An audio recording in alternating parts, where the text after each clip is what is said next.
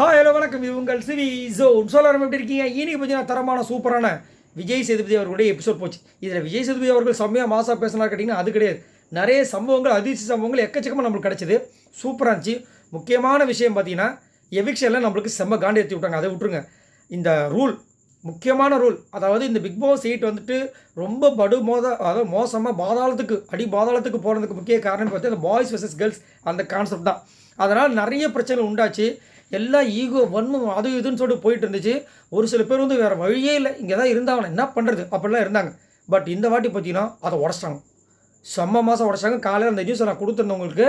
So இப்போ வந்துட்டு boys versus girls கிடையாது, அந்த கோட்டை வந்து அழிச்சிட்டாங்க. அது முன்னாடி எப்படின்னா இந்த எவிக்ஷன் ப்ராசஸ்லாம் முடிஞ்சதுக்கப்புறமா வந்துட்டு வெயிட் பண்ணுங்கள், உங்களுக்கு ஒரு ஷாக்கிங் இருக்குன்னு சொல்லிட்டு போனார். இவங்கெல்லாம் வெயிட் பண்ணிட்டு இருக்காங்க.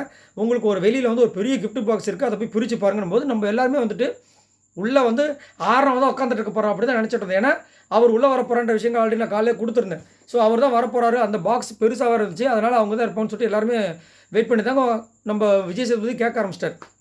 சரி, அதுக்குள்ளே என்ன இருக்குன்னு சொல்லுங்கள். ஒருத்தங்க சௌந்தர்யாலாம் வந்து வெடிகுண்டு இருக்குன்னாங்க. அப்பப்பா, வெடிகுண்டு பிக் பாஸ் வீட்டுக்குள்ளே சூப்பர்மா, உன்னுடைய அந்த ட்ரீமுக்கு எல்லையே கிடையாதுமா அப்படின்னா இருந்துச்சு. ஒரு சில பேர் வந்துட்டு உள்ளே வந்துட்டு ஏதாவது ஆப் இருக்கும் நெக்ஸ்ட் வீக்லேருந்து அந்த மாதிரி சொல்லியிருந்தாங்க. ஏன்னா அவங்களுக்கு அந்த கோடு பற்றின விஷயங்கள் தெரியாது. அதுக்கப்புறம் ஒரு சில பேர் வந்து தர்ஷா குப்தா உள்ளே இருப்பாங்கன்னு சொல்லியிருந்தாங்க. ஆனால் ஆர்னவை பற்றி யாருமே சொல்லலை, சுனிதா பற்றி சொல்லியிருந்தாங்க. ஸோ பயங்கரமாக, ஆனால் ஆர்னவ் உள்ளே வரும்போது பயங்கரமான தீப்பொறி அவருக்கும் இருக்குது, உள்ளே இருக்கவங்களுக்கும் செம்ம ஒரு ஷாக்கிங் இருக்குது, அது வேறு விஷயம்.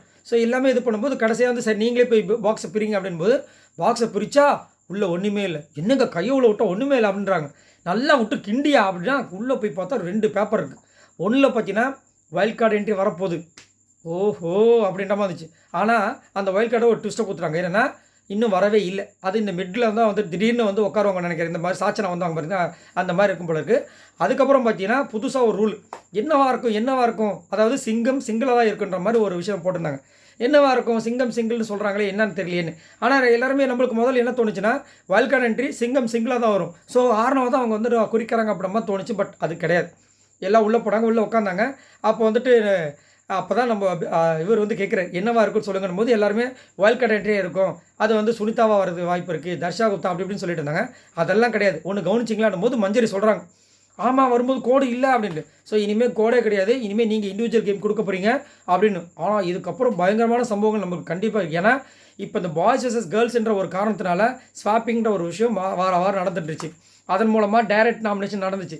இப்போது இந்த நாமினேஷன் ப்ராசஸில் ஓப்பன் நாமினேஷன் இருந்தாலும் சரி, உள்ளுக்குள்ளே போய் சொல்கிற நாமினேஷன் இருந்தாலும் சரி, எக்ஸ்ட்ராவாக 2 பேர் வந்துட்டு சும்மாவே வந்துடுவாங்க அவங்கள்ட்ட அந்த வன்மத்தை தீர்க்கிறதுக்கு. ஸோ இனிமேல் வந்துட்டு அந்த விஷயங்கள் கிடையாது. ரைட்டா? இப்போ இந்த நாமினேஷன் ஃப்ரீ பாஸ் அப்படின்ற ஒரு விஷயம் இருந்துச்சு. ஏன்னா இந்த டீமா அந்த டீமான்னு சொல்லிட்டு ஒரு சரியான ஒரு போட்டி வேறு கொடுத்துருந்தாங்க. அதன் மூலமாக தான் இந்த நாமினேஷன் ஃப்ரீ பாஸை வந்து வின் பண்ணி கேர்ள்ஸ் டீமில் இருக்கவங்க கேர்ள்ஸ் டீமை காப்பாற்றுவாங்க, பாய்ஸ் டீமில் இருக்கவங்க பாய்ஸை காப்பாற்றுவாங்க. ஆனால் இதுக்கப்புறம் அந்த இது வருமானது கேள்விக்குறி. ஏன் அப்படின்னா இந்த டீமே இல்லையே, அப்புறம் அவங்களுக்கு யாருக்கு நீங்கள் போட்டி கொடுப்பீங்க அப்படின்ட்டு. இதில் என்னவாக இருக்கும் அப்படின்னா இப்போ முன்னாடி வந்துட்டு நாமினேஷன் ஃப்ரீ பாஸ் எப்படி வந்து திடீர்னு எப்பயாவது ஒரு வாட்டி கொடுத்தாங்களோ அந்த மாதிரி மாறும்னு நினைக்கிறேன். ஸோ நாமினேஷன் ஃப்ரீ பாஸ் வாரம் கொடுக்குறதையும் தடப்பி விடுவாங்கன்ற மாதிரி தோணுது. ஏன்னா அது ஒரு விஷயத்தால் என்ன ஆகுதுன்னா வேல்யூவே இல்லாமல் ஒரு சில பேர்லாம் வந்து இன்னுமே உள்ளே இருக்காங்க. இப்போ சிவகுமார்லாம் இந்த வாரம் போக வேண்டிய ஆள், பட் அந்த நாமினேஷன் ஃப்ரீ பாஸ் அப்படின்ற ஒரு காரணத்தினால அவர் போக முடியாமல் போயிடுச்சு. அதனால் அதுக்கு மேலே சரி சாச்சனா தான் வந்துட்டு ஓட்டு கம்மியாக இருந்துச்சு, அவங்களாவது போவாங்க பார்த்தா அவங்களும் வந்துட்டு போக முடியாமல் போச்சு. ஏன்னா டேடி அப்படின்ற மாதிரி போச்சு. சரி ஆர்ஜியானது அதுவும் கிடையாது. ஏன்னா எல்லாருமே கண்டென்ட்டு அப்படி ஒரு விஷயம் கொடுத்ததுனால வர்ஷினி வந்து ஆனால் ஜாலியாக போனாங்க. வர்ஷினி உண்மையாக வந்து சொல்லி ஆகணும், செம்ம ஜாலியாக போனாங்க. போகும்போது ஆனால் சொன்னாங்க நான் ஏன் ஜாலியாக, எனக்கு வருத்தம் இருக்குது, நான் ஏன் ஜாலியாக இருக்கேன்னா இங்கேருந்து லேர்னிங்ஸ் ப்ளஸ் மெமரிஸ், ரொம்ப நல்ல ஒரு மெமரிஸ் நான் வந்து எடுத்துகிட்டு போகிறேன்ற மாதிரி சொல்லியிருந்தாங்க. ரொம்ப அழகாக இருந்துச்சு, பார்க்க ரொம்ப சூப்பராகவும் இருந்தது. அதுக்கப்புறம் வந்துட்டு இந்த விஷயங்கள்லாம் நடந்துச்சு. அதுக்கப்புறம் ராணுவோட பர்த்டே செலிப்ரேஷன்லாம் சூப்பராக இருந்தது. அதேமாதிரி இந்த இதில் வந்துட்டு சரி எல்லாம் பிரித்து விட்டு இந்த கோடும் கிடையாது, இனிமேல் ஜாலியாக இருங்கன்னு சொல்லிட்டாங்களே. சரி இதுக்கப்புறம் வந்து இந்த பெட்ரூம் தூங்குற விஷயங்கள்லாம் எப்படி இருக்குன்ற மாதிரி நான் யோசித்தேன். அதுக்கு அவங்களே வந்து ஒரு விஷயம் கொடுத்துட்டாங்க. என்னன்னா ஸ்டோர் ரூமில் வந்துட்டு ஒரு விஷயம் இருந்தது, அதுக்கே எல்லோரும் அடிச்சுக்கிட்டாங்க நான் போகிறேன்னு. என்னையா கையில் என்ன கப்பாக கொடுக்க போகிறாங்க அப்படின்னா, இல்லை இதான் இண்டிவிஜுவல் சொல்லிட்டீங்களே, இப்போ பாருங்கள் என் பர்ஃபார்மன்ஸ். ஸோ நீங்கள் வந்து உண்மையான கேமில் பர்ஃபார்மன்ஸ் கொடுக்க போகிறது கிடையாது, இதுக்காக சண்டை போட்டிப்பீங்க அப்படின்ற மாதிரி இருந்துச்சு. அதுக்கப்புறமா ஜெஃப்ரி தான் போயிட்டு எடுத்து வந்தான்னு நினைக்கிறேன். அதுக்கப்புறம் இல்லை ராணுவ எடுத்து வந்தார். ஸோ ஏன்னா ஒரு பர்த்டே பாய் வரலையா, அதனால் இப்போ எடுத்து வந்தால் அதுக்கப்புறம் எல்லாருக்கும் ஒரு சீட்டை கொடுத்தாங்க. என்னையா கையில் ஒரு சீட்டை கொடுத்துருக்காங்க, என்னவா இருக்கும் கிளி ஜோசியம் பார்க்க போகிறாங்களா அப்படின்னு பார்த்தா அதில் வந்து 6 7 இருந்துச்சு. இன்னும் 6 7 என்னவா இருக்கும் அப்படி பார்த்தா so right left. So right சைடில் இருக்கிறது பாய்ஸ் ஆல்ரெடி இருந்தாங்க பார்த்தீங்களா, அந்த பக்கமும் லெஃப்ட் சைடு வந்து இந்த சிங்கிள் பெட்ரூமு. இதில் யார் யாரெல்லாம் தூங்க போகிறீங்கன்றது அவங்களே முடிவு பண்ணிட்டாங்க. ஏன்பா இது நல்லா இருக்கே. அப்போ ஏன்னா அவங்கவுங்கள அதுலேயும் ஒரு பிரச்சனை வச்சு தேவையில்லாத உண்டாகும். நம்ம என்ன பண்ணுவோம், யார் யாருக்கெல்லாம் உள்ளுக்குள்ளே பிரச்சனை இருக்குன்னு நம்மளுக்கு தெரியும். அந்த மாதிரி இருக்க ஆள் இது பண்ணுவோம். அதே மாதிரி யார் யாரெல்லாம் ஒற்றுமையாக இருக்காங்களோ அவங்கள பிரித்து விட்ருவோம் அப்படின்ற மாதிரி சூப்பராக பண்ணியிருக்காங்க. ஒரு பக்கம் இந்த ரைட் சைடில் பார்த்தீங்கன்னா யார் யார் இருக்காங்கன்னா அது செம்ம டஃப்பாக இருந்துச்சு.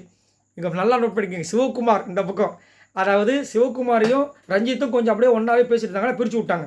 ஸோ ரஞ்சித் அந்த பக்கம், சிவகுமார் இந்த பக்கம். அருண் இங்கே தான் இருக்கார். அதுக்கப்புறம் பார்த்தீங்கன்னா நம்மளுடைய முத்துக்குமரன் இங்கே தான் இருக்கார். சாட்சனா செம்மையாக சாட்சனா இருக்காங்க. அதுக்கப்புறம் பார்த்தீங்கன்னா நம்ம தர்ஷிகா, அதுக்கப்புறம் விஜய் விஷால், சத்யா, ஆர்ஜி ஆனந்தி, அதுக்கப்புறம் வந்துட்டு ராணவ். ஸோ இவங்கெல்லாம் வந்து ஒரு குரூப் ஆக்கிட்டாங்க. ஸோ இந்த பக்கம் இந்த தீபக்கும் திருப்பிட்டாங்க. அதே மாதிரி வந்துட்டு ஒரு சில பேர் அங்கே போயிட்டாங்களா. இப்போ ரெண்டாவது டீமை பார்ப்போம். அடுத்தது பார்த்தீங்கன்னா இந்த பக்கம் லெஃப்ட்டு, அதாவது கேர்ள்ஸ் டீம். அதில் பார்த்தீங்கன்னா நம்ம ரயானத்துக்கு அந்த பக்கம் போட்டாங்க. ஏன்னா ரயான் வந்து எப்பயுமே வந்து இந்த சௌந்தர்யா கூட தான் இருக்கார். ஸோ ஒரு நம்மளாக ஒரு கண்டென்ட் உருவாக்குறதுக்கு ட்ரை பண்ணுன்ற மாதிரி அவங்க கொடுத்தாங்கன்னு தெரியல. ஸோ சௌந்தர்யா பக்கம் இருக்கிறதுலே ரயானத்துக்கு போட்டாங்க. அதுக்கப்புறம் ஜாக்லின். ஸோ ஓகே, ஜெஃப்ரித்துக்குள்ளே போட்டாங்க. ஸோ ஜெஃப்ரி வந்து ஆனால் இந்த பக்கம் இருந்தால் நல்லா இருந்திருக்கும். ஸோ இப்போ இந்த பக்கம் போட்டதுனால இது கண்டிப்பாக வந்துட்டு அதாவது ஒரு இண்டிவிஜுவல் தன்மையை வந்து கொடுக்கறதுக்காக போட்டிருப்பாங்கன்னு நினைக்கிறேன். ஆனால் கண்டிப்பாக சூப்பரான ஒரு விஷயம் தான். அன்ஷிதா அந்த சைடு பாய்ஸ் பக்கத்தையே சுற்றிட்டு இருந்தாங்க பாவம். அதனால் ஏதுக்கு அங்கே வச்சுக்கிட்டு தூக்கி இந்த பக்கம் போட்டுன்னு போட்டாங்க. சௌந்தர்யா அந்த பக்கம் ரைட்டு. சௌந்தர்யா ஜெஃப்ரி தான் ஆல்ரெடி ஓட்டிகிட்டு இருந்தாங்க. அன்ஷிதாவும் இந்த மாதிரி இருந்துச்சு. ஐயோ என்ன நடக்க போது தெரியல. மஞ்சரி இந்த பக்கம், அதுக்கப்புறம் பவித்ரா இந்த பக்கம். ஏன்னா பவித்ரா தர்ஷிக்காவும் பிரித்து விட்டாங்க. அதுக்கப்புறம் நம்ம ஆள் மிச்சர் ரஞ்சித் இந்த பக்கம் தீபக்கு போட்டு விட்டாங்க. பாவம் நொந்து போயிட்டார். ஏன்னா தீபக் இப்போ தான் வந்துட்டு முத்துக்குமரன் கூட கொஞ்சம் நல்ல ஜெல் ஆகிட்டு வந்தார். நிறைய இடங்கள் உங்களுக்கு பார்த்தாவே தெரியும். இப்போ வந்து உட்காந்து அதிகப்படியாக பேசுறது அவர்கிட்ட தான். அவரையும் பிரித்து விட்டாங்க. என்ன நீங்கள் 2 பேர் இப்போ ஒன்றா உட்காந்துட்டு இருக்கீங்க, உங்களுக்கு அப்போ சண்டை எப்படி தான் வருதுன்னு சொல்லிட்டு பிரித்து விட்டாங்க. ஸோ இது வேறு வந்துட்டு இந்த மாதிரி ஒரு செம சர்ப்ரைசிங்காக இருக்குது. ஸோ கண்டிப்பாக வந்து இதுக்கப்புறம் பயங்கரமான விஷயங்கள் இருக்கும். இதில் ஒரு பெரிய ஒரு விஷயம் என்னென்னா முத்துக்குமரனுக்கு தான் ஆப் இருக்குது. ஏன் அப்படி பார்த்தீங்கன்னா முத்துக்குமரனுக்கு கேர்ள்ஸ் டீமில் முக்கியமான எதிரிஸ் 2 பேர். ஒன்று ஆர்ஜி ஆனந்தி, இன்னொன்று சாச்சனா. அவங்க 2 பேருமே அந்த டீமில் இருக்காங்க. என்னென்ன வேலைகள் பண்ண போகிறாங்க, என்னென்ன அக்கப்போர் பண்ண போகிறாங்க. ஆனால் என்ன ஒன்று, நைட்டெல்லாம் குசுன்னு முத்துக்குமரனை பற்றி பேசுகிற விஷயங்களே இனி நடக்காது. ஏன்னா அவங்க தான் அங்கே இருக்காங்களே. மேபி கார்டன் ஏரியாவில் போய் தனியாக கூப்பிட்டு பேசினா ஆச்சு. ஆனால் நான் வந்து ரொம்ப என்ஜாய்மெண்ட்டாக எக்ஸைட்மெண்ட்டாக இருக்கேன். ஆனால் நிறைய விதிகள் வந்துட்டு நாளையிலேருந்து புதுசாக வரும். ஏன்னா இப்போ அங்கே இருக்கவங்க இங்கே வந்து பனிஷ்மெண்ட் கொடுக்குற விஷயங்கள் இனிமேல் நடக்காது. அதில் என்ன ஒரு காமெடினா கேர்ள்ஸ் டீமுக்கு தான் பாவம். ஏன்னா பாய்ஸ் டீம் இது வரைக்கும் வந்துட்டு இந்த 50 நாளில் லாஸ்ட்டாக இருந்த வீக்கு தவிர எல்லாத்துலேயுமே வந்துட்டு ஒரு ராஜா மாதிரி தான் வாழ்ந்தாங்க. ஏன்னா எல்லாத்துக்கும் வந்துட்டு அவங்களுக்கு டாஸ்க் கொடுக்குற விஷயங்கள் எல்லாமே. ஆனால் இவங்க பண்ண மாதிரி அட்டூழியங்கள்லாம் பண்ணலை. அதேமாதிரி கேர்ள்ஸ் டீம் வந்து ஒரு அதிகாரம் கிடச்சிது. அவங்க ஆனால் விட்டாங்களா அந்த ஒரு வாரத்துலேயே வந்து எல்லா வன்மத்தையும் கக்கிட்டாங்க. அதனால தான் விஜய் சேதுபதி அவர்களே சொல்லியிருப்பார், இவ்வளோ வன்மமாக வாழக்கூடாதுமா அப்படின்ட்டு. ஸோ இனிமேல் அந்த மாதிரி பனிஷ்மெண்ட்டும் கிடையாது. ஸோ எல்லாம் ஃப்ரீ பேர்டாக இருக்க போகிறாங்க. இதுக்கு முன்னாடி பிக் பாஸ் எப்படி இருந்துச்சோ சீசன்ஸ் அதே மாதிரி இருக்க போது. சீசன் 7 கூட சின்ன வீடு பெரிய வீடு இருந்துச்சு. ஆனால் அதுக்கு முன்னாடி இருந்து பாருங்கள் அந்த மாதிரி இருக்க போது. ஸோ இதுக்கப்புறம் பார்த்தா வீக்லி டாஸ்க்காக வெறித்தனமாக இருக்கும். ஏன்னா திடீர்னு அவங்களாம் வந்து பிரிச்சுப்பாங்க, நாங்கள் வந்து டீமாக இருக்கும், நீங்கள் வந்து டீமாக இருக்குன்னு சொல்லிட்டு. அதுக்கப்புறம் எல்லாம் போட்டி வரப்போகுது. ஸோ இனிமேல் கண்டிப்பாக இதுக்கப்புறமாவது ஒரு சுவாரஸ்யத்தை உண்டு பண்ணணும்னு சொல்லிட்டு இதை பண்ணியிருக்காங்க. அது மட்டும் இல்லாமல் போன வாரமே ஒரு அப்டேட் கொடுத்துருந்தேன். என்னன்னா இந்த மாதிரி வந்து க்ரியேட்டிவிட்டி மாறுறாங்க. சீசன் 7 யார் வந்து இந்த டாஸ்க்காக கொடுத்தாங்களோ அவங்க வந்துட்டு இந்த வரப்போகிறாங்க. இப்போ கரெக்டாக இந்த க்ரியேட்டிவிட்டியும் மாற்றிட்டாங்கன்ற மாதிரி ஒரு அப்டேட் கொடுத்துருந்தேன் இல்லையா. ஸோ இதுக்கப்புறம் கண்டிப்பாக ஒரு பயங்கரமான சம்பவங்கள் இருக்குன்ற மாதிரி தோணுது. சரி பார்க்கலாம். ஸோ நீங்கள் சொல்லுங்கள், இந்த ரூலை உடைச்சதுனால பிக் பாஸ் சைடு இதுக்கப்புறம் பயங்கரமாக மாதம் ஆகும்னு நினைக்கிறீங்களா? பாருங்கள் திரும்பவும் ஓகே தான் இருக்கும் அப்படின்னு நினைக்கிறீங்களா எப்படின்றத சொல்லுங்கள். ஏன்னா என்னை பொறுத்த வரைக்கும் மாதம் மாறதுக்கு வாய்ப்பு இருக்கானா அது எல்லாமே யாருக்குள்ள இருக்குன்னா உள்ளே இருக்கிற கண்டஸ்டன்ஸ் கையில் இருக்குது.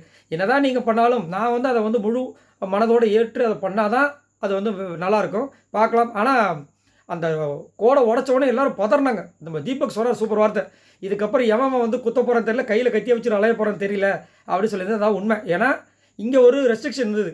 பாய்ஸ்னால் பாய்ஸு, கேர்ள்ஸ்னால் கேர்ள்ஸ். இப்போ அதெல்லாம் கிடையாது.